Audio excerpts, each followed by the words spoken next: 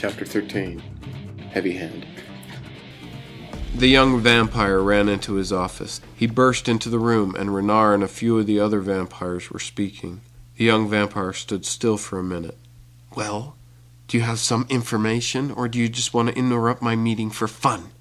Renard snapped. "The vampires in the salt flats were reconverted," he got out.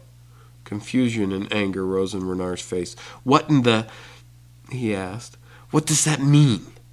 "They were somehow able to turn all the vampires we had turned in the riots back into humans," he burbled out.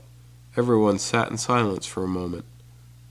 Renard's eyes burned with fury. He stood from his desk and walked out of his office. The other vampires looked at each other silently, none of them wanting to incur the wrath of Renard.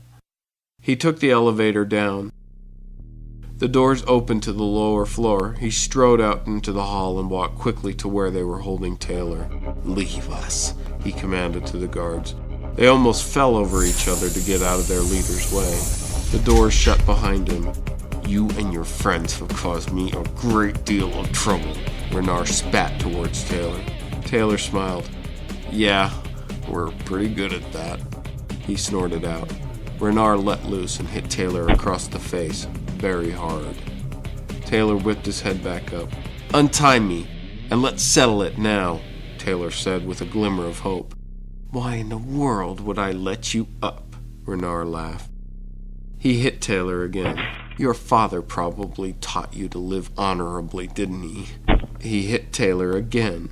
"But you should listen to your uncle. No one in this world lives with honor. They will all take you for anything they can get." Renard smiled and hit him again. Taylor spit out some blood. "Sounds like you need a hug," Taylor said, smiling. Blood stained his teeth, and Renard hit him again. "Oh, nephew, I am afraid you know nothing of this world. If you want something, you have to take it," Renard said, and sunk his hand into Taylor's chest. His hand gripped around his beating heart. The pain was blinding, and Taylor could not say anything. His life flashed before his eyes. Renard was about to end him, and there was nothing he could do. "Don't do it, Renard," his trusted advisor said. He had heard what happened, and he ran to the holding room. He opened the door to see Renard's hand buried in Taylor's chest. "With this setback, we may need him for negotiation purposes," the aide justified. Renard snarled. The fury made him see red, but the logic of the words of his aide started to sink in. He let go of Taylor's heart and pulled his hand free of his chest with a slurp.